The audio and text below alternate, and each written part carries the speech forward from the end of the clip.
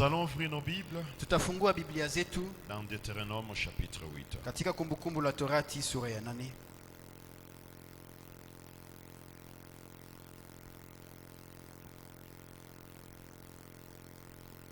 Nous allons commencer par le premier verset. Tutaanzia kwa mstari wake wa kwanza.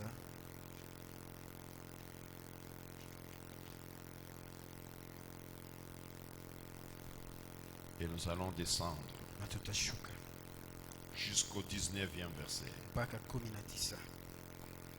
Donc nous allons lire tous les chapitres. Nikisema tutasoma hii sura yote. Amen. Amina. C'est pas beaucoup de versets. Si shairi nyingi. Deutéronome chapitre 8. Kumbukumbu la Torati sura ya 8. Amen. Amina.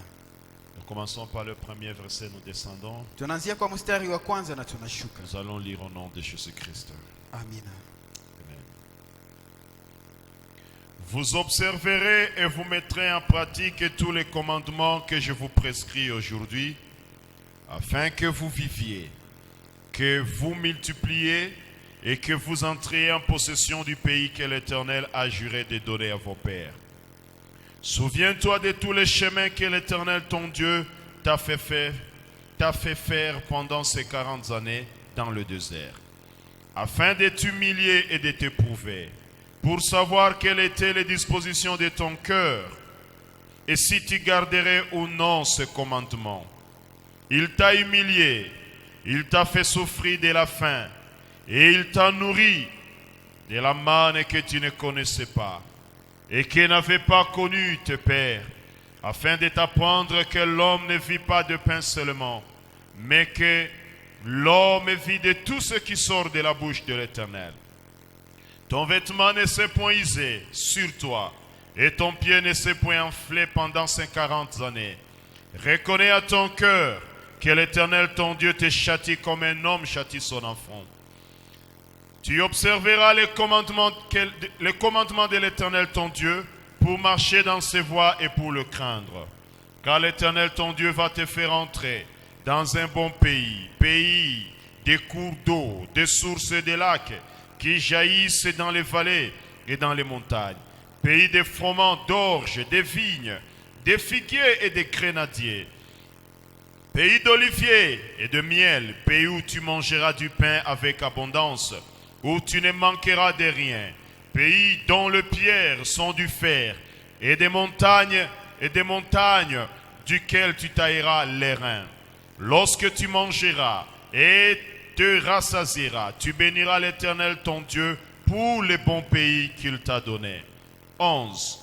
Garde-toi d'oublier l'Éternel ton Dieu, au point de ne pas observer ses commandements, ses ordonnances et ses lois que je te prescris aujourd'hui. Lorsque tu mangeras et te rassasieras, lorsque tu bâtiras et habiteras des belles maisons, lorsque tu verras multiplier ton gros et ton menu bétail, s'augmenter ton argent et ton or, et s'accroître tout ce qui est à toi, prends garde que ton cœur ne s'enfle et que tu n'oublies l'Éternel, ton Dieu, qui t'a fait sortir du pays d'Égypte, de la maison de servitude, qui t'a fait marcher dans ce grand et affreux désert, où il y a des serpents brûlants et des scorpions, dans des lieux arides et sans eau, et qui a fait jaillir pour toi de l'eau du rocher le plus dur, qui t'a fait manger dans le désert la manne inconnue à tes pères, afin de t'humilier et de t'éprouver, pour te faire ensuite du bien. Garde-toi de dire à ton cœur, ma force et la puissance de ma main m'ont acquis ces richesses. Souviens-toi de l'Éternel ton Dieu, car c'est lui qui te donnera de la force pour les acquérir, afin de confirmer, comme il le fait aujourd'hui, son alliance qu'il a jurée à tes pères. 19. Si tu oublies l'Éternel ton Dieu et que tu ailles après d'autres dieux, si tu le sers et te prosternes devant eux, je vous déclare formellement aujourd'hui que vous périrez. Vous périrez comme les nations que l'Éternel fait périr devant vous, parce que vous n'aurez point écouté la voix de l'Éternel votre Dieu. Amen. Amina. Je finis par 1 Samuel chapitre 15. Namalizia kwa Samueli wa kwanza sura ya 15. Je prends le 17e verset nakamata mstari wa jusqu'au 17 18e. mpaka 18. 1 Samuel chapitre 15, Samueli wa kwanza sura ya 15, 17 jusqu'à 19. 17 na Nous 18. lisons au nom de Jésus-Christ. Amina. Samuel dit, lorsque tu étais petit à tes yeux, n'es-tu pas devenu le chef des tribus d'Israël? Et l'Éternel ne t'a-t-il pas oint pour que tu sois roi sur Israël? L'Éternel t'avait fait partir en disant, va, aidez-vous par interdit ces pécheurs, les Amalécites. Tu leur feras la guerre jusqu'à ce que tu les extermines. Pourquoi n'as-tu pas écouté la voix de l'Éternel? Pourquoi t'es-tu jeté sur le butin? Et as-tu fait ce qui est mal aux yeux de l'Éternel? Amen. Amina. Seigneur, Bwana, nous avons besoin de toi. tuna haja yako, Au secours, utujie msaada. parle-nous, Jésus. Sema nasi Tu Yesu. as mis devant nous Umeweka mbele une zetu porte mlango ouverte ulio wazi que personne ne pourra fermer. ambayo hakuna yeyote anaweza tu as kuifunga, dit na Que ukasema cette porte kwa hiyo mlango mène à notre solution. inatupeleka kwa Maintenant suluhisho que yetu. cette porte est ouverte devant nous, Sasa gisi mlango ni wazi mbele yetu, apprends-nous à savoir marcher dans notre solution. utufunze namna gani kutembea katika suluhisho yetu. Parle-nous, Père, Sema nasi au nom Baba, de Jésus-Christ de Nazareth. kwa jina la Yesu Kristo wa Nazareti. Nous avons ainsi prié. Niomba hivi. Amen. Amina. Mettons-nous. Tukae. Amen. Amina. Nous bénissons le nom de notre Dieu Tunalibariki jina la Bwana Mungu pour wetu tout ce qu'il continue à faire pour nous. kwa yote ambayo anaendelea kututendea. Pendant quelques minutes, j'aimerais que nous puissions parler sur ce sujet. Kwa dakika fulani ningependa tuzungumzie mada hii. Dans sa solution, évitez l'orgueil. Katika suluhisho yako epuka kiburi. Amen. Amina. Dans ta solution, Katika suluhisho yako, dans sa solution, katika suluhisho évitez l'orgueil. epuka kiburi. Le passage que nous venons de lire dans Deutéronome, Shairi ambayo tumesoma katika kumbukumbu la Torati, c'est à ce moment où Israël est devant maintenant la porte de Canaan. ni kwa hii wakati ambapo Israeli inakuwa mbele ya mlango La wa porte Kanaani. d'entrée vers Canaan est ouverte devant Israël. Mlango wa kuingia Kanana ni wazi mbele ya wana wa Et voilà Israeli. que Moïse maintenant commence à alerter les enfants Na d'Israël. tazama, Musa anaanza basi kuwapa angalisho wana wa Israeli, Et en train de leur dire, akiwaambia, écoutez, sikilizeni, maintenant la porte vers la terre promise est déjà ouverte devant vous. sasa mlango wa nchi ya ahadi ni wazi mbele yetu, Vous allez entrer. mtaingia humo, Vous allez palper les promesses de Dieu. mtagusa basi ahadi za Mungu, Vous allez toucher tout ce que le Seigneur avait juré de donner à vos pères. mtagusa yote ambayo Bwana aliapa kuwapa baba zenu, Mais faites attention. lakini mfanye angalisho. Faites attention. Fanyeni angalisho, Ne vous enflez pas d'orgueil. msiweze kushikwa na kiburi. N'oubliez pas les chemins par lesquels le Seigneur vous a fait passer. Msisahau njia ambapo Bwana aliweza kuwapitisha. Vous savez les chemins par lesquels Dieu avait fait passer Israël. Mnajua njia ambapo Bwana aliwapitisha wana wa Israeli, C'était vraiment un chemin complexe. ilikuwa kwa kweli njia ya kuchanganikisha. Lorsqu'Israël venait de passer 400 ans d'esclavage en Égypte, Wakati Israeli ilipitisha miaka 400 ya utumwa huko la Misri, Bible dit Dieu va écouter les cris de souffrance de son peuple. Biblia inasema Mungu akasikia sauti ya kilio ya mateso ya Et wanawake, il va décider de libérer Israël. na akaamua basi kukomboa Israeli, Et le jour de la libération d'Israël va arriver. na siku ya kukombolewa kwa Israeli ikafika. Il y a une étape très importante. Hapo kunakuwa kipindi kia muhimu sana, C'était la traversée de la ilikuwa mer Rouge. kuvuka bahari nyekundu. Ce jour-là où, Hiyo par siku la ambapo main puissante de Dieu, kupitia mkono wa nguvu wa Mungu une mer va se déchirer en deux. bahari ikagawanyika mara Et pili, Israël va passer par ce boulevard que l'Éternel venait de na tracer. Israeli ikapitia hiyo njia ambayo Bwana alikuwa ameweza Et kuichora. beaucoup de gens disent que Watu cette wengi wanasema, traversée de la mer Rouge était le symbole même du baptême. Hiyo kuvuka bahari nyekundu ilikuwa alama ya kubatiziwa. Parce que juste après le baptême, ils étaient entrés dans le désert comme le Seigneur. Après le baptême, il était entré au désert. Une petite parenthèse pour nos amis qui ont été baptisés hier.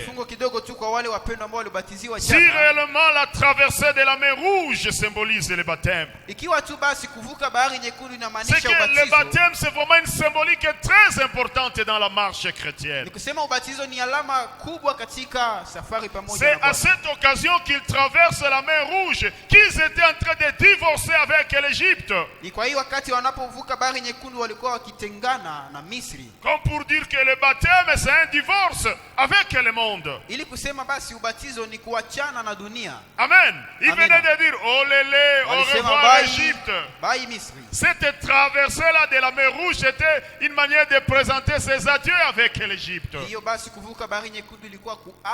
Comme pour dire que réellement, lorsqu'on comprend l'importance du baptême, c'est une manière de dire adieu le monde, adieu les convoitises, adieu la vie dans le péché.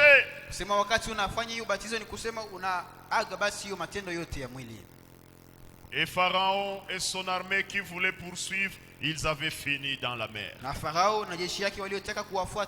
Que tous ces démons, que toutes ces antivaleurs qui chercheront à vous poursuivre de l'autre côté de la mer Rouge, restent dans la mer Rouge. Amen. Et que vous puissiez aller affronter votre désert en train de chanter des cantiques de louange. Amen. Alors Israël traverse la mer Rouge. Symbole de revoir avec l'Égypte, d'adieu avec l'Égypte. Où tous les oppresseurs restent, ils sont engloutis dans les eaux. C'est ainsi que nous vous avons plongé dans ces eaux-là. Vous êtes morts avec Christ et vous êtes ressuscité avec lui, étant une nouvelle créature, et l'Égypte est restée de l'autre côté, et ceux qui ont voulu suivre engloutis dans la mer. Amen. Même s'il faut passer par le désert, c'est encore lui qui vous garantit la victoire, qui vous garantit de vaincre la tentation de l'ennemi. Alors là où nous venons de lire, ils ont traversé la mer Rouge, ils ont traversé le désert, ils sont maintenant à la porte de Canaan, comme Dieu nous a dit. Maintenant j'ai mis devant vous une porte ouverte devant vous pour accéder à la solution.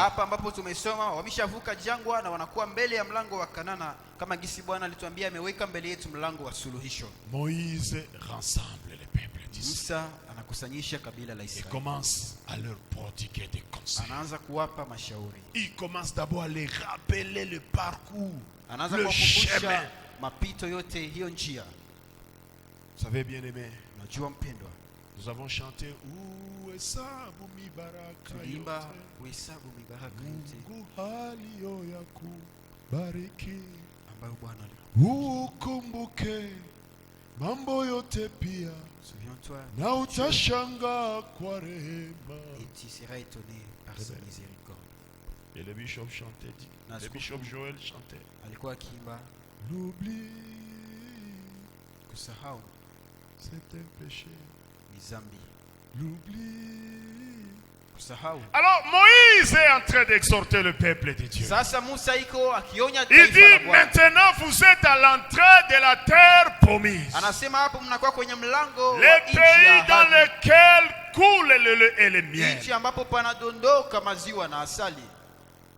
Le sous-sol de ce pays contient des matières précieuses, du fer, de l'or, de l'airain, un pays fertile, symbole de la solution, symbole de la victoire, symbole de la réponse.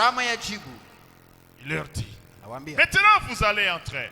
hasa La mtaingia. porte est ouverte devant vous. Lango ni wazi mbele Mais yenu. écoutez, Lakini il sikilizeni. faut maintenant savoir comment vous allez vous comporter dans votre solution. Inabidi mjue namna gani mtaishi Parce que katika si on ne suluhisho. sait pas comment se comporter dans sa solution, Maana kama hujui namna gani kuenenda ndani ya quand suluhisho Dieu yako, vous donne une réponse, et si vous ne savez pas comment marcher dans cette réponse, wakati Mungu anakupa jibu kama hujui kutembea ndani yake, vous vous exposez au péril. unajiweka hatarini kwa Et kupotea. quand j'ai lu un peu les recommandations ou les conseils de Moïse au peuple de Dieu, Ninaposoma basi mashauri ya Musa kwa wana wa Israeli, en fait, j'ai retenu qu'il est en train d'insister sur deux choses. nimeelewa iko akiweka mkazo kwa mambo Il mawili. leur dit, chers amis, Anawaambia marafiki, ne tombez jamais dans l'orgueil msianguke kamwe et katika commencez kiburi. à vous dire c'est par ma force, c'est par mon savoir-faire que maintenant je suis dans la solution, je suis dans Canaan, c'est parce que je sais réfléchir. Na mwanze Non. jambia ni sababu ya nguvu zetu ndio tunakuwa Kanana, sababu tunajua kufikiri.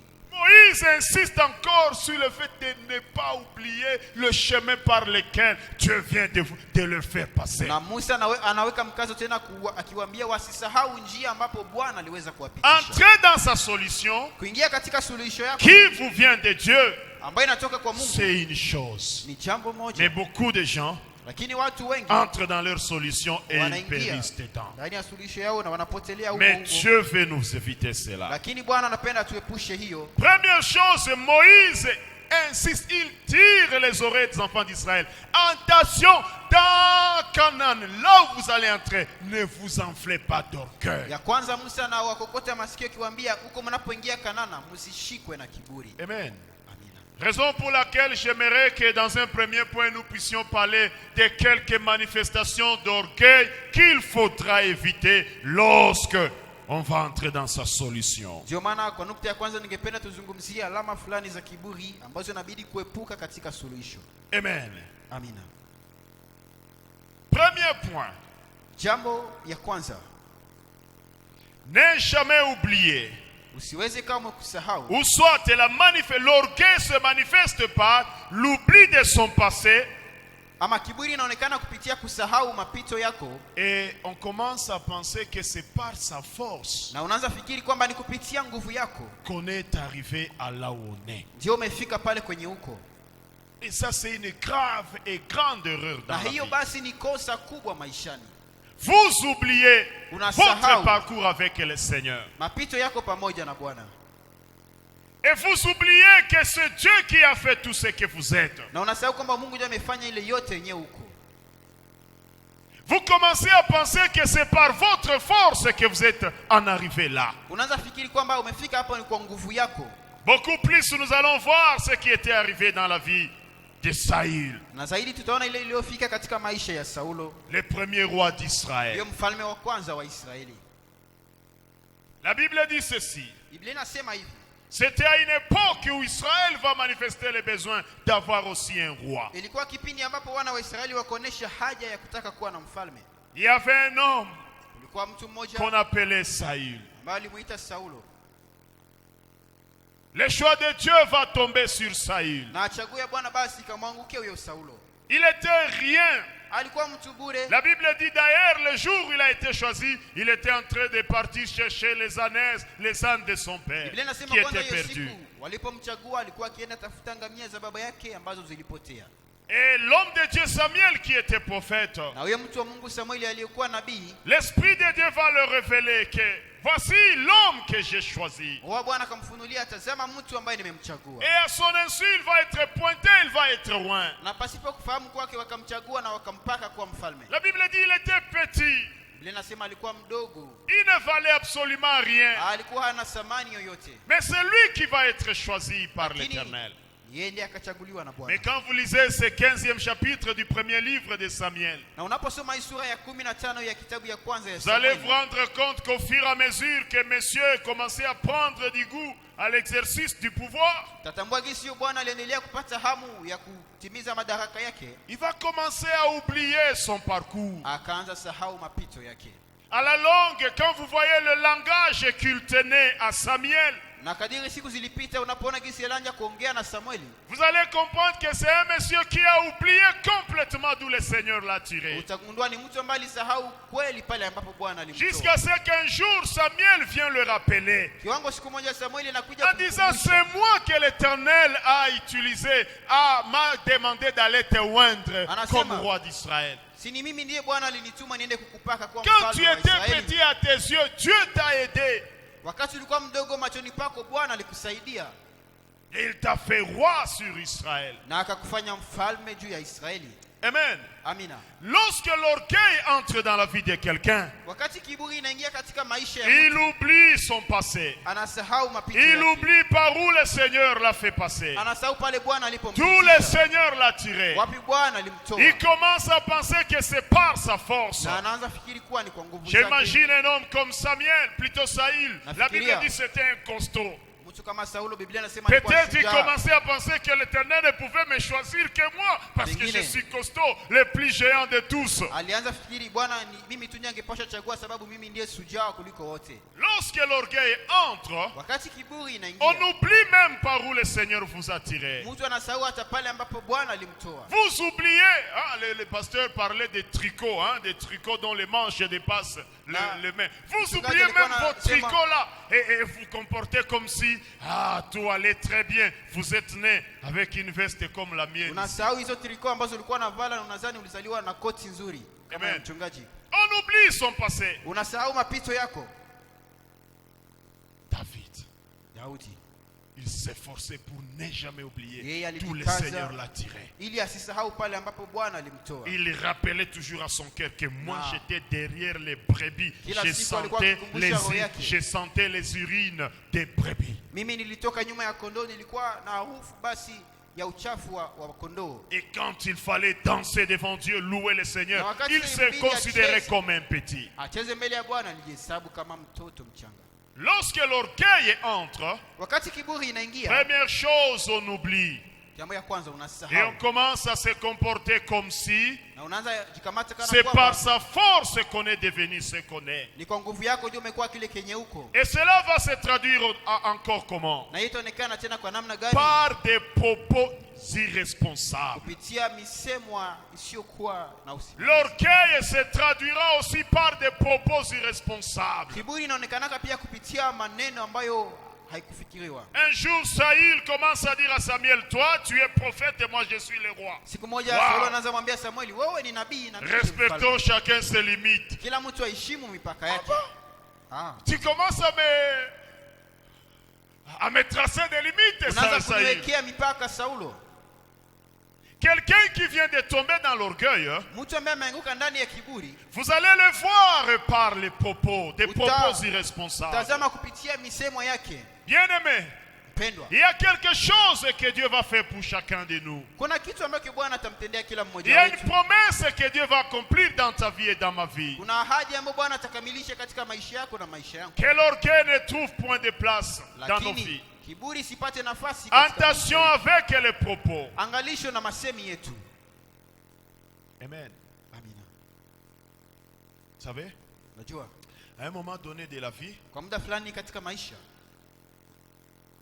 donner même 500 francs comme offrande, kupana c'est un hata miracle. franka 500 kama vile Ah, sadaka ni les jours où on muujiza. donne 1000 francs d'offrande. Siku natoa 1000 Ah, kama ces vile jours-là, on sadaka. s'est dit, bingu Nasema, inajua gisi Oh, nilitoa. ici les cieux savent que j'ai donné mon offrande. Mais peut-être il arrivera un jour, tu vas commencer à donner 10 000. Lakini pengine itafika siku unaanza kutoa dola 10,000. Dieu t'a béni, tu viens Mungu donner amekubariki. 10 000 dollars. Unakuja kutoa dola 10,000 kama sadaka. Est-ce que tu resteras Je, utabaki le même enfant de Dieu dans huyo ta huyo tête? mwana wa Mungu katika kichwa yako? Est-ce que tu resteras le petit David dans ta tête quand tu vas Utabaki. commencer à donner 10 000 dollars? Huyo Daudi mtoto mchanga katika kichwa yako wakati tutaanza toa dola 10,000. Peut-être aujourd'hui, quand tu peux donner 500 francs, Pengine leo wakati unatoa franka 500, tu n'as pas besoin de te tenir debout et commencer à hauna demander des haja comptes. ya kusimama na uanje kuuliza ripoti ya hiyo Mais ce pesa. jour-là, quand tu vas commencer à donner 10 000 dollars, Lakini wakati tutaanza toa dola 10,000, tu vas te dire, na vule vutumishi vuko Sima.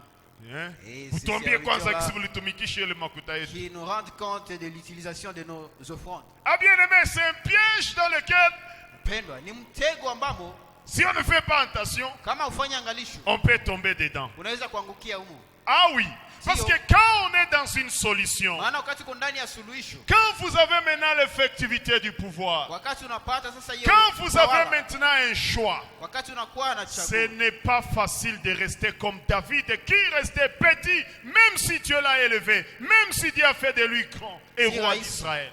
si rahisi kubaki kama Daudi ambaye alibaki mchanga hata kama Bwana alimuinua kwa Vous trouvez mfalme. des gens qui ont maintenant des propos déplacés. Unakuta watu ambao wanakuwa sana masemi ambayo basi ya kiburi.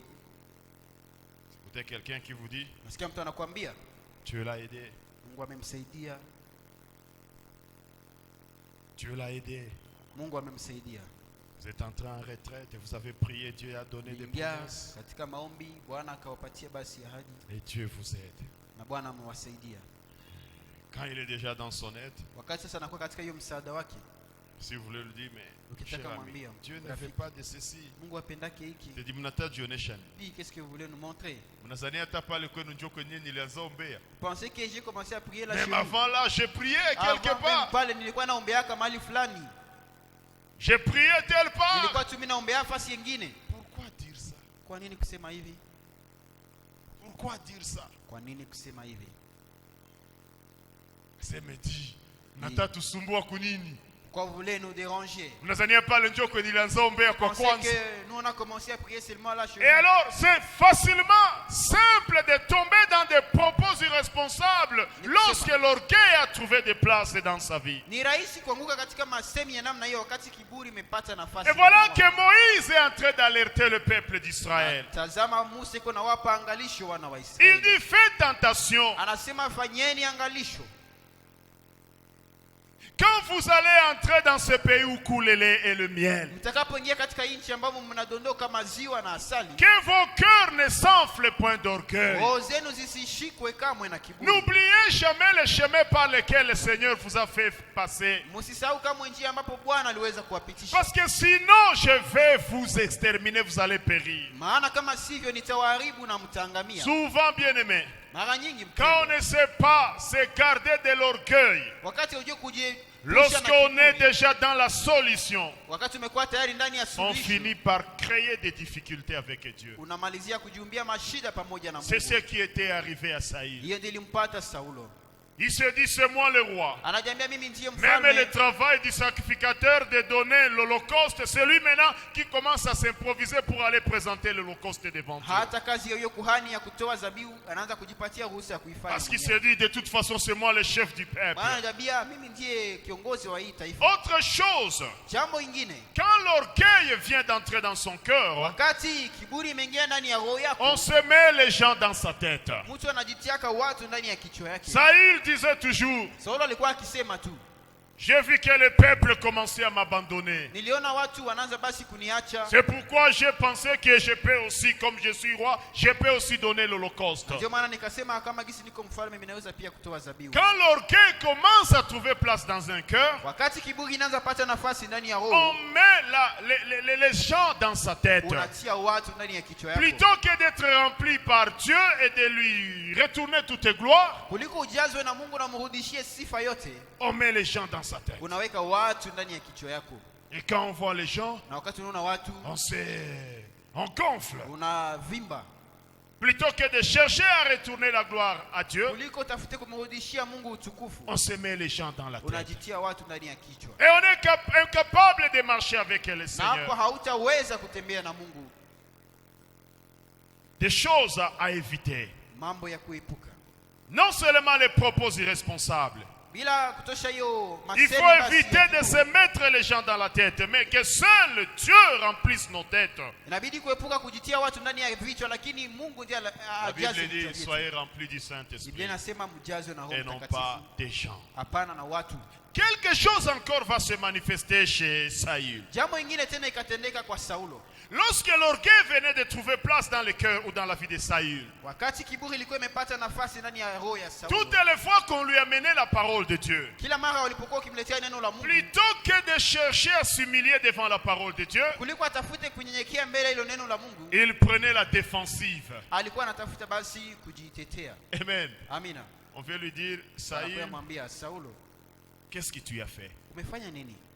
Pourquoi tu n'as pas observé la voix de l'Éternel? Kwa nini hakutazama Il njia? dit non, non, non, non, non, non, non, Asema, non. hapana. J'ai tout observé. Mimi nilishika J'ai yote. tout observé. Nilishika yote. Quels sont ces bêlements qui sont là derrière? Na hiyo basi sauti ambazo ziko huko nyuma ni sauti ya nini? Non, non, le peuple a trouvé bon de garder des veaux gras. Kabila Il aliona ne vema manque kuchunga pas de ng'ombe nono. justification. Hakose mambo ya kujitetea. Bien-aimé, Mpendwa, lorsque l'orgueil va trouver la place dans le cœur de quelqu'un, wakati kiburi itapata nafasi plutôt ndani ya roho que ya de mtu, s'humilier devant la parole de Dieu, kuliko ajishushe mbele za neno la on va Mungu, toujours faire la défensive. utatafuta kujitetea kutoa masababu. Faisons attention, bien-aimés. Tufanye angalisho. N'écoutons pas la parole de Dieu à la défensive. Usisikie neno la Mungu tukijitetea. C'est une manifestation de l'orgueil. Hiyo ni alama ya kiburi. Mais quand nous écoutons la parole de Dieu, Lakini tunaposikiliza neno la tremblons Mungu, devant Dieu. tutetemeke mbele za Mungu. Craignons Dieu. Tumwogope Si Mungu. la parole de Dieu me touche, Kama neno la Mungu que je vois linanigusa, comment je vais arranger ma vie nione avec namna Dieu. gani nitarekebisha maisha yangu na Mungu. Et ici, j'aimerais insister sur une chose. Na hapo ningependa niweke mkazo juu ya kitu Peuple moja. de Dieu, faisons attention. Kabila la Bwana tufanye angalisho.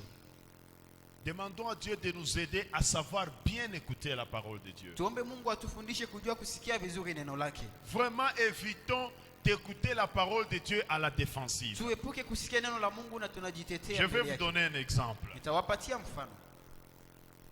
L'homme de Dieu est en train de prêcher. Mtu wa Mungu iko anahubiri. Par exemple, il dit, Mfano anasema, Dieu n'aime pas la fornication.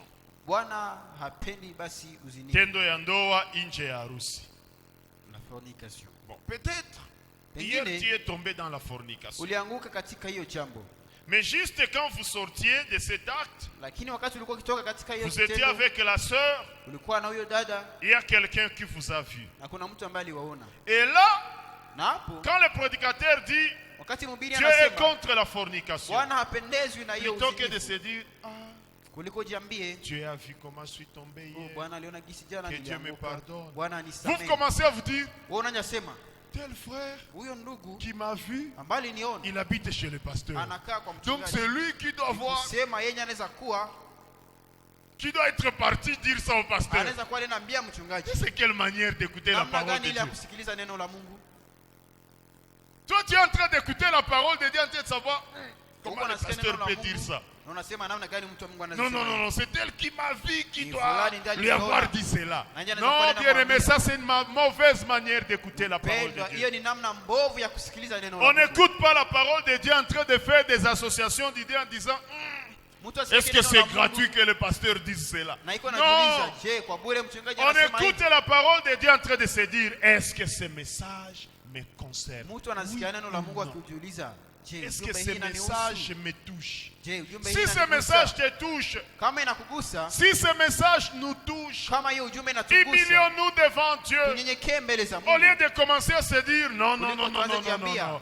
Tel doit avoir eu des conversations avec le prédicateur, raison pour laquelle il vient prêcher ceci. Alienda ongea na Bon. mchungaji na ndio maana anasema Disons, hivi. considérons que ça soit vrai. Bon, tukamate ikuwe na ni kweli. Mais si tu as commis la fornication hier, Na kama ulifanya basi hiyo et tendo que la jana, parole de Dieu soit donnée dans ce na sens, neno la Mungu linapewa kwa hiyo namna, qu'est-ce qui sauverait l'homme dans nini pareille itamwokoa circonstance? mwanadamu? Est-ce que c'est de savoir si on l'a dit ça au prédicateur ou pas, Je ni ou soit que kujiuliza. c'est de réparer sa vie? Kama walienda imbia mchungaji ama la, ama ni kurekebisha maisha Et yake. voilà que quand on écoute la parole de Dieu à la défensive, bien aimé, on ne sauve pas son âme et c'est une manifestation de l'orgueil. Lakini wakati unasikia neno la Mungu na unajitetea, hauokoe nafsi yako, na hiyo ni alama ya Mais kiburi. il serait bon Lakini d'avoir ingekuwa vema l'attitude d'humilité kuwa na hali ya lorsque nous unyenyekevu sommes en train d'écouter la parole de Dieu. wakati tuko tukisikiliza neno la Mungu. Et voilà que Moïse est en train de dire à Israël, Na angalia Musa naambia Israeli, d'ici là vous allez entrer dans votre hapo solution. mtaingia katika suluhisho yenu. Faites attention. Fanyeni angalisho. Que vos cœurs ne s'enflent point Roho d'orgueil. yenu isibebwe kamwe na kiburi. Bien-aimés, faisons attention. Wapendwa, tufanye Dieu est en angalisho. train de nous promettre de grandes choses. Mungu iko anatuahidi mambo makubwa.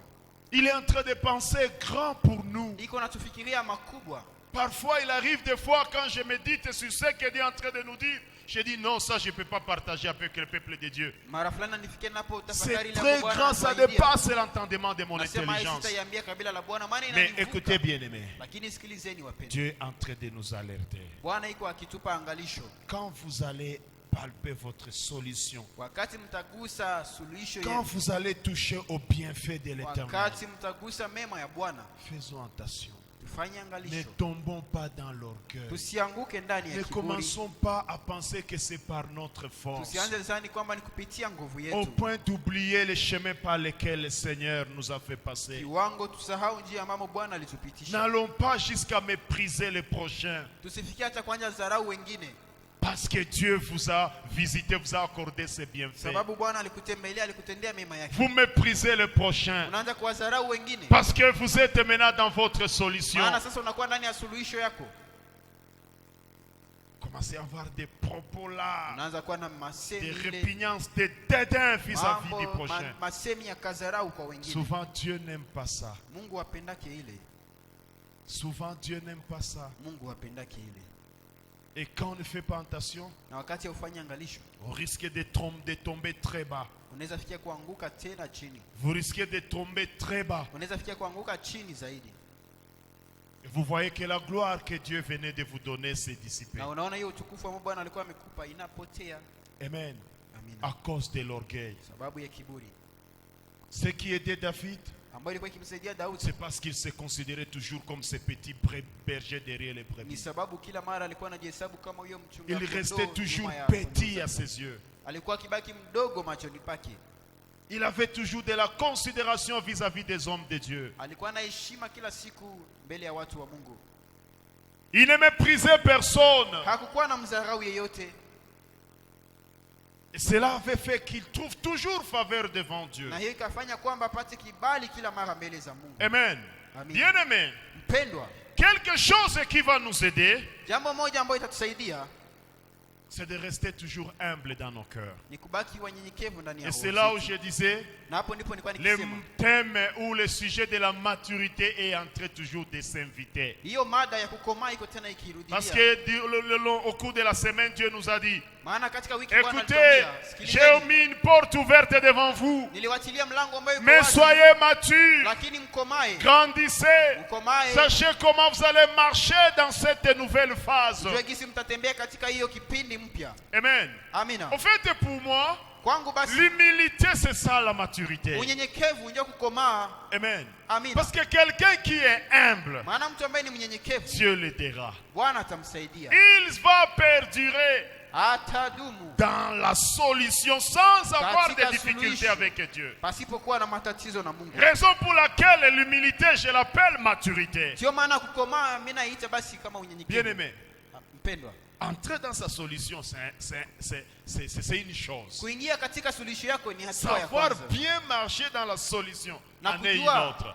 kutembea katika suluhisho nayo ni jambo Beaucoup sont lingine. entrés dans la gloire. Wengi waliingia katika Beaucoup ont utukufu. foulé leurs pieds dans leur solution. Wengi waliingia katika Beaucoup suluhisho. sont entrés dans l'accomplissement des promesses de leur Dieu. Wengi waliona kukamilika kwa ahadi za Mungu, Mais au lieu de périr dans le désert, lakini kuliko ils wapotelee sont allés jangwani, périr dans leur solution. wakaenda potelea katika suluhisho yao. Unalewa maziwa na asali. Vous êtes enivrés par le lait et le miel, Unasahau. et vous oubliez. Nasema sasa maziwa na asali napenda nichange nisikie kama inakuwa kai. J'aimerais mélanger le lait au miel pour savoir comment ça va donner. Amen. Dieu est en train de nous alerter. Bwana iko akitupa angalisho, La porte est devant vous, mlango iko mbele yenu, ouverte. iko wazi, Personne ne va la fermer. hakuna ambaye ataweza Mais kuifunga. attention. Dans cette porte-là, Katika hiyo quand mlango, vous allez entrer dedans, utakapoingia dans huko cette ndani, solution-là, katika hiyo suluhisho, Mukomale, grandissez. l'humilité va vous aider. Unyenyekevu itawasaidia. Restez toujours petit dans sa tête. Mubaki wadogo katika vitu Restez vyenu. toujours ce garçon humble là. Baki hiyo kijana Cette fille mnyenyekevu, est très humble huyo binti mnyenyekevu, devant Dieu. Mbele Ça za va Mungu. vous aider. Hiyo Jusqu'à ce itawasaidia que vous entrez au ciel. mpaka Vous mtakapoingia allez mbinguni. rester dans la solution de Dieu. Mtabaki katika suluhisho ya Mungu. Kujua kuchunga Mungu. Savoir garder Dieu. Kujua kuchunga jibu. Savoir garder sa Vous savez, l'arche solution. de l'alliance avait tué Uza. Najua sanduku la agano ilimuua Mais Uza, Obed-Edom avait su rester avec l'arche de l'alliance sans qu'elle ne nous fasse du mal. lakini Obedi wa Edomu alijua namna gani kubaki nayo bila kumletea matatizo. Yenye liua mtu mwenye alikuwa yafuata na une semaine. Ce qui a causé la mort d'une personne. Mais qui toi n'avait tu pas fais encore fait avec une semaine. 3 mois. Lakini unafanya nayo miezi mitatu. Non, on a eu un Et tu sais comment vivre avec. Bien-aimé, Mpendwa, que Dieu nous vienne au secours. Bwana tujie msaada. Alors, bien-aimé, Sasa mpendwa, première chose, jambo ya kwanza, comme manifestation de la maturité à adopter, kama alama basi ya kukomaa ambayo tunapaswa kuwa nayo, restons toujours tubaki petits dans nos têtes. wachanga ndani ya vichwa vyetu. Ne devenons pas comme Saïl. Tusikue kama Saulo. Commence à dire à Samuel, Anazambia c'est vrai, Samuel, tu es prophète, mais c'est moi le roi. wewe uko nabii lakini mimi ndiye mfalme. Saul alianguka mubaya. Sauli la Il vie va même mal se chutée. permettre d'aller égorger les sacrificateurs. Anajiruhusu kwenda kuwachinja makuhani. Donc hauna tena boga. Ce qui n'avait plus de Ndio gars. mtu alishakuwa na pesa anaweza tukana watumishi ya Mungu Quelqu'un- asema bali yuko tafuta tu lare yangu bale. Comme il a l'argent, Wow. il commence à injurier même les hommes de Dieu. Donc Ils tu sont n'as en train de plus chercher l'argent. de considération à qui que ce soit. Sema hauna tena heshima kwa yeyote. Vous n'allez pas perdurer Hautadumu dans les bienfaits de katika l'Éternel. mema ya Mungu. Et vous savez, Na mnajua quand Saül était incapable de rester dans le confort de Dieu, wakati Saulo hakuweza tena kuishi il katika avait fini mazingira à ya aller Mungu, consulter une magicienne. akamalizia kwenda kuona mtu anayelaguza. Quand on ne saura plus se maintenir par Dieu, Wakati utaweza tena kujiacha kushikwa na parce qu'on Bwana, sait comment marcher avec Dieu dans sa solution, sababu unajua namna gani kutembea naye katika on va suluhisho aussi yako. aller commencer à chercher des féticheurs. Utaenda kuwatafuta basi Et wasuda, ça sera la signature de sa ruine, de sa utakuwa mort et de sa perte. ukiweka sahihi kwa ajili ya uharibifu wako na kifo yako. Amen. Amina. Si nous restons petits dans nos têtes, Kama tutabaki watoto ndani ya vichwa vyetu, bien-aimés, mpendwa, c'est une maturité hiyo ni qui kukomaa va nous aider ambayo itatusaidia à savoir nous maîtriser, kujua à savoir kubaki fasi marcher moja, kujua kutembea dans notre solution. katika suluhisho yetu. Deuxième chose que je vais vous suggérer, Jambo ya pili ambayo nitawasisitiza, plutôt que de remplir sa tête de gens, kuliko ujaze kichwa chako ama watu, soyons à mesure tuwe na uwezo de rester seuls ya kubaki wenyewe avec Dieu, pamoja na Mungu, avec la présence de Dieu. pamoja na uwepo wa Mungu. Soyons à mesure de rester seuls Tuwe na uwezo wa kubaki avec la wenyewe présence de Dieu. pamoja na uwepo wa Mungu. J'insiste sur ce point. Naweka mkazo kwa Ne hiyo. soyons pas remplis de gens. Tusiyalishe watu Quand tu vichwa viens yetu. ici à l'église, Wakati unakuja hapa tu n'as kanisani, personne dans ta tête. hauna mtu Tu viens, mkichwa tu wako. te mets là. Unakia Tu unaikala loues le pale, Seigneur. unamsifu Tu adores Bwana, le Seigneur. unamwabudu Tu Bwana, aimes la présence de Dieu. unapenda uwepo Tu wa Mungu. écoutes la parole de Dieu. Unasikiliza Tu neno la prends Mungu. la vie que Dieu te donne. na unakamata maisha ambayo Bwana Et après, anakupatia. tu sors, tu t'en vas. Baadaye unatoka unaenda. Si tu as peut-être une préoccupation pour laquelle tu vas voir l'homme de Dieu, tu attends l'audience. Après l'audience, tu poses ton problème, on te répond, tu as ta réponse, tu t'en vas. Kama unakuwa na tatizo ambayo inabidi uone mtu wa Mungu, Tu unangoja, n'as unamuona, personne dans ukishapata ta jibu tête. unaenda. Hauna mtu mkichwa wako. La Bible dit, soyez remplis du Biblia Saint-Esprit. inasema mjazwe na Roho Ne soyez Mtakatifu. pas remplis des gens. Msijazwe na watu. Tu veux connaître la situation de tout le Wewe monde. unapenda ujue hali ya Tu kila veux mtu. savoir pourquoi tel aujourd'hui il est très calme. Wewe unapenda ujue kwa nini Pourquoi fulani il ne leo parle yuko pas kimya, trop? kwa nini leo huyu haseme Il mingi. nous avait pas été dit d'être remplis des hommes, mais nous devons être remplis du Saint-Esprit. Hawakutuomba tujazwe na watu, lakini tujazwe na Roho Mtakatifu. Être en mesure de rester seul Kuwa na uwezo wa kubaki et de mwenyewe ne porter que Dieu dans sa tête. na ubebe tu Mungu mkichwa yako. Ne vous préoccupez pas de qui que ce soit. Usijisumbushe na mtu yeyote. Cela risque de vous amener à la ruine Hiyo inaweza fikia kukuleta kwa upotevu et de compliquer votre situation avec le na Seigneur. uharibishe uhusiano wako pamoja na Mungu. Amen. Amina. Tu vois quelqu'un en train de se dire, Na ukuta mtu kwa mie ni chance ashindwa kufika mkanisa moi je n'arrive juu plus ya à fulani. l'église à cause de Fulani iko na ni décourager. tel est en train de me décourager.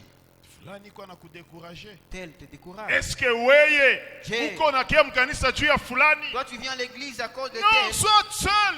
Sois rempli du Saint-Esprit, non pas des gens. Ne mets personne dans ta tête. Usitie watu mkichwa yako. La maturité. Kukomaa. Moïse dit à Israël, Musa anaambia Israeli, kwenye mko mnaenda, là où vous allez, Bwana atawatendia amen. Dieu vous fera du Mais bien. mko mal, Mais grandissez msikufie mwile mema ya afin Bwana. de ne pas mourir dans le bienfait Bien du aimé. Seigneur. Mpendwa, Ne portez personne dans votre tête. usibebe mtu mkichwa yako, Portez Dieu dans votre tête. lakini beba Mungu mkichwa yako. Soyez en mesure de marcher seul avec la présence de Dieu. Uwe na uwezo wa kutembea mwenyewe pamoja na uwepo wa Mungu.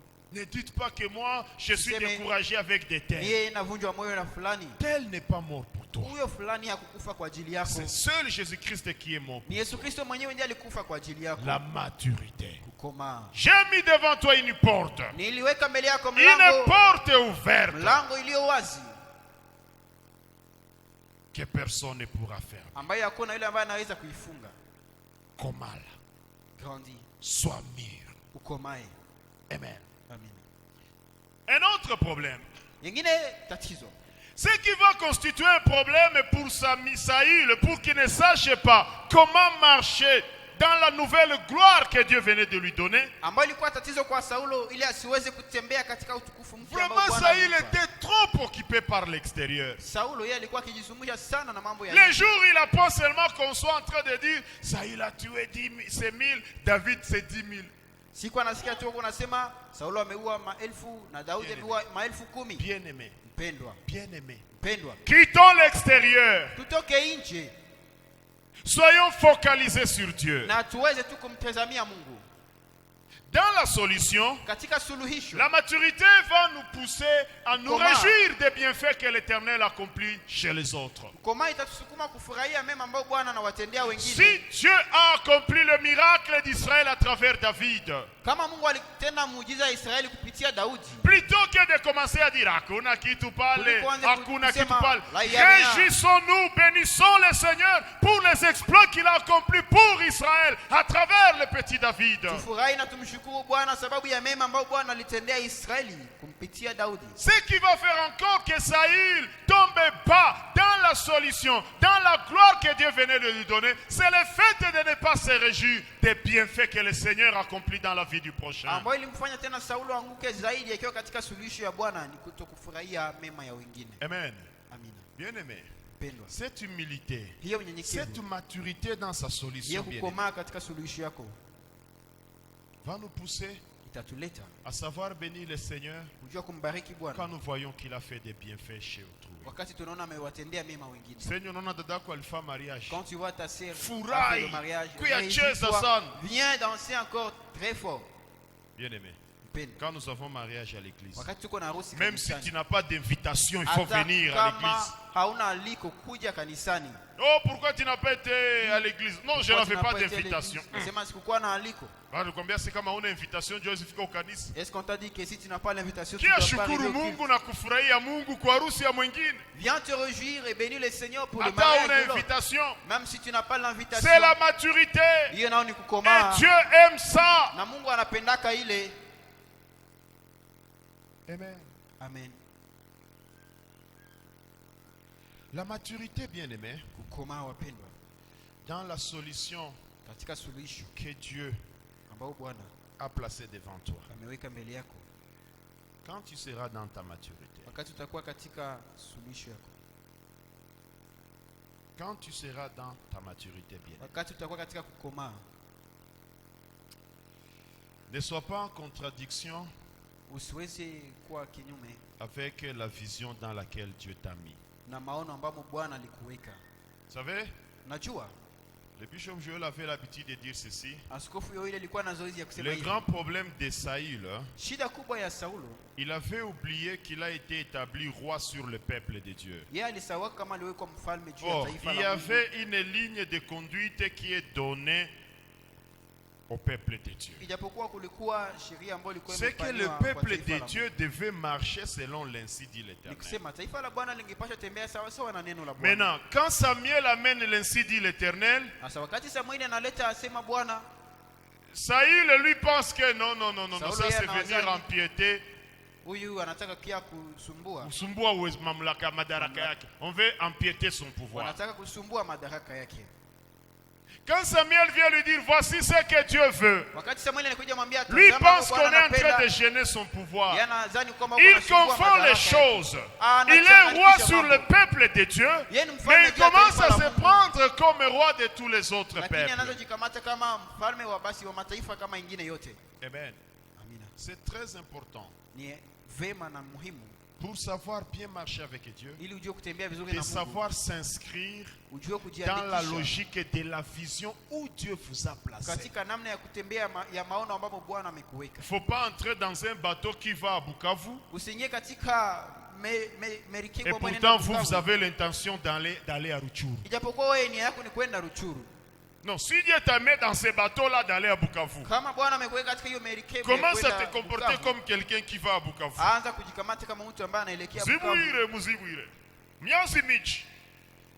Tu vas à Bukavu.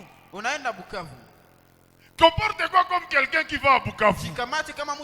Ne sois pas dans un bateau qui va à Bukavu en train de vouloir aller vers Kisangani, non, vers Uganda. S'inscrit dans la logique de la vision où Dieu vous a placé.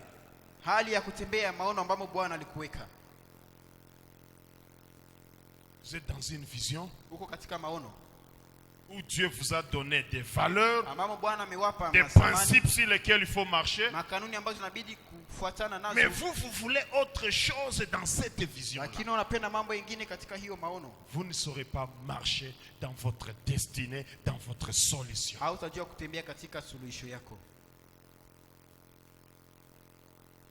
Vous ne saurez pas marcher, vous aurez des difficultés. Et vous risquez de périr.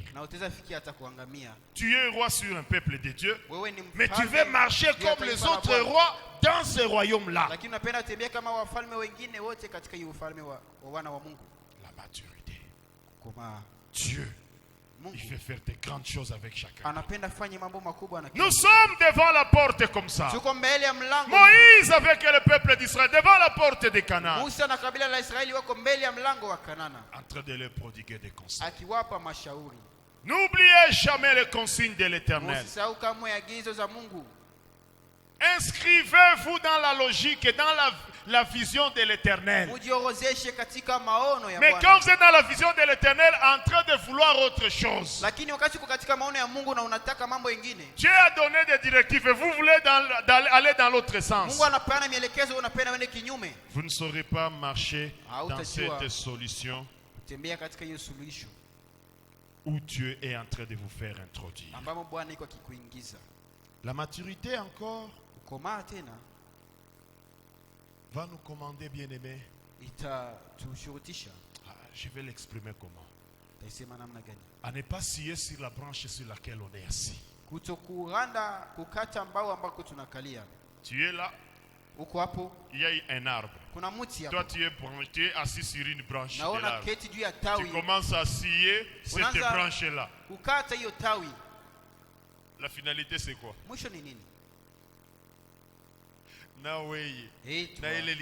Et cette branche, vous allez être écrasé. Vous allez finir votre course par terre. On ne scie jamais sur la branche, plutôt on ne scie jamais la branche sur laquelle on est assis. La maturité.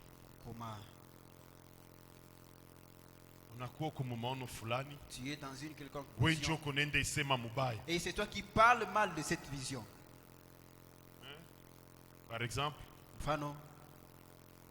tu es un agent d'une institution. Tu es travailleur par exemple à l'Inigom. Inigom. C'est Quinigom. Hakuna ta formation.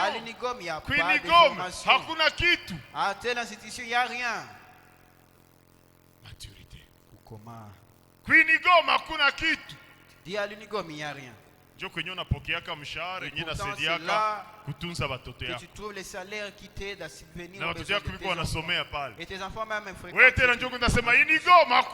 Et c'est maintenant toi qui parles mal de la dite Au lieu ya institution. kwenda kuitapa Au na lieu de la kuifanyia vanter campagne, et de faire faire la une campagne, bonne presse de l'Inigom, itangaza vizuri. c'est toi encore qui fais la mauvaise presse de l'Inigom. Lakini wewe sasa ndio unakuwa ukisema vibaya. Tu es en train de scier Huko ukikata la branche sur laquelle tu es assis. tawi ambapo unaikalia. La maturité. Komaa, La maturité. komaa. Ne va jamais détruire ton église. Usiweze kuharibu kamwe kanisa lako. Ne va jamais détruire ton frère ou ta soeur. Usiende kamwe kumharibu dada yako ama kaka yako. Amen. Amina. Et Moïse est en train d'exhorter Israël. Na Musa iko akionya Israeli. Sema se Mungu we mareo munataingia. Cette fois-ci vous voulez entrer. Canaan imbelenu. Canaan est là devant vous. Mukomale. Mais soyez mûrs. Soyez mûrs. Muweze kukomaa. Amen. Amina. Soyez mûrs. Mkomae. S'inscrit dans la logique Muweze kutembea katika mwelekezo de la vision de Dieu. ya maono ya Mungu. Amen. Amina. Vous savez bien aimé, Unajua mpendo, ce que Dieu a dit pour cette année, ambao Mungu alisema kwa ajili ya mwaka il a huu. dit ceci: Alisema hivi, j'ai mis devant vous une nimeweka mbele yenu porte ouverte mlango iliyo wazi que personne ne pourra fermer. ambao kuna yeyote anaweza kuifunga. Je ne sais comment cela va se manifester Sijue dans namna ta vie. gani itaonekana katika maisha yangu, Mais pour moi, quand je vois tout ça, lakini kwangu wakati naona ile quand yote, j'écoute tout ça, wakati nasikia ile je yote, vois que Dieu nous fait du bien. naona kwamba Mungu Dieu anatutakia veut mema. nous aider spirituellement. Mungu anapenda tusaidie Dieu veut kiroho, nous aider matériellement. anapenda tusaidie Dieu kidogo, veut nous aider anapenda financièrement. tusaidie Dieu kipesa, veut nous aider sur tous les plans. anapenda tusaidie katika pembe zote. Mais Dieu veut que nous puissions Lakini grandir. Bwana anapenda tukomae. Imaginez-vous, upatie watoto baraka, Kirea. unasema ah, leo nilibarikiwa. Tu donnes à tes enfants une Unapatia kila mtu bénédiction. kado. Tu donnes à chacun Kitoka un tu cadeau. unakuta wale watoto wanaanza gombana. Mais par après, Leta tu vois vyangu, tes leta enfants vyangu. se disputer pour les cadeaux que tu leur as donnés. Tasema sasa baraka yenyewe Tu diras, nilibapatia. la bénédiction que Ni je juu leur ai sasa donnée, waanze wana. c'est pour qu'ils s'entretuent. Dieu veut que nous soyons mûrs. Bwana anapenda tukomae. Et cette maturité Na hiyo va kukomaa passer par l'humilité. itapitia kwa Va passer unyenyekevu. par le fait de ne pas oublier notre parcours. Itapitia kwa kutokusahau mapito yetu. Va passer par le fait d'éviter l'orgueil. Itapitia kwa kuepuka kiburi. Rester humble. Baki mnyenyekevu. Craindre Dieu. Kumucha Mungu. Que Dieu ait toujours la première place. Bwana awe tu na nafasi Que nous ya puissions kwanza. éviter des propos irresponsables. Tuepuke masemi ya kazarau. Que nous puissions nous inscrire dans la logique de la vision que Dieu veut pour nous. Tutembee katika taratibu ya maono ambayo Bwana Et non pas être anatupatia. dans la vision de Dieu, mais vous voulez autre chose. Vous voulez autre chose. Non, aimons ce que Dieu veut pour nous. Wewe itika ile ambayo Bwana anapenda kwetu. Ne vous enflez point d'orgueil. Msishikwe kamwe na kiburi. N'oubliez jamais Msisahau kamwe par où le Seigneur vous a fait passer. wapi Bwana aliwapitisha. Marchez dans ses commandements. Mtembee katika agizo C'est zake. alors que vous allez Hapo prospérer ndipo mtaweza et kusitawi. jouir de Na tous ces kufaidika. bienfaits que j'ai promis de Na hii donner à mema votre yote ambayo niliwaahidia. On acclame très fort. Tunashangilia sana kwa neno la Bwana.